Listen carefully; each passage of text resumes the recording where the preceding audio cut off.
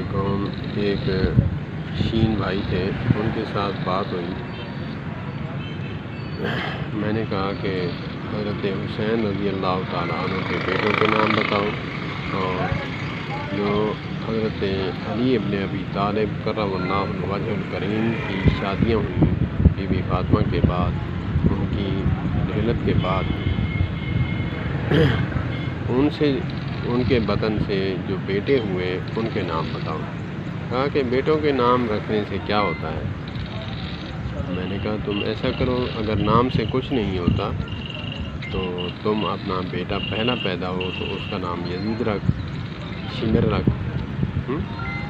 نام سے کچھ نہیں ہوتا تو ابو جہل رکھ دے اور فرعون رکھ دے۔ نام سے کیا ہے؟ تو بات تو کردار سے ہے، نام سے کچھ نہیں ہوتا تو پھر نام رکھ۔ پھر خاموش ہو گیا۔ میں نے کہا میرے پیارے دوست، شین تو ہے ہی، لیکن عقل بھی اللہ پاک نے تو اسے چھین لی ہے بغض صحابہ میں، کیونکہ وہ پیارے تھے، پیاروں کے نام پر وہ نام رکھے۔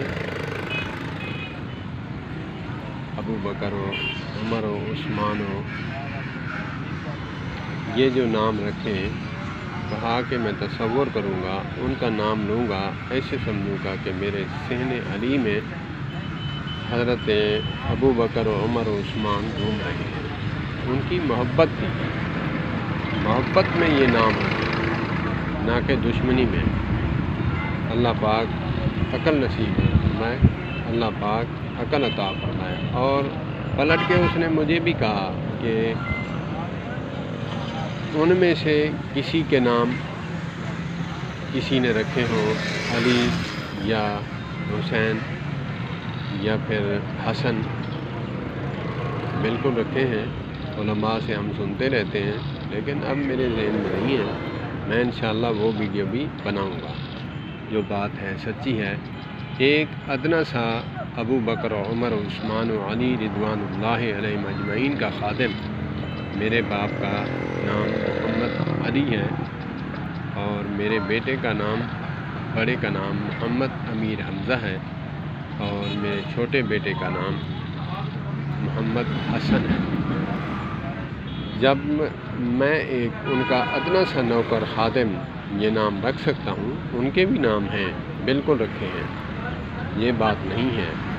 اللہ پاک ہمیں محبت نصیب فرمائے صحابہ کرام رضوان اللہ علیہم اجمعین کے ساتھ اور اہل بیت اطہار کے ساتھ۔ اگلی ویڈیو انشاءاللہ صحابہ کرام کے ان اولادوں کے نام انشاءاللہ میں بتاؤں گا کہ جن کے نام اہل بیت اطہار کے ساتھ ملتے ہیں، ان کی محبت میں رکھیں۔ والسلام علیکم ورحمۃ اللہ۔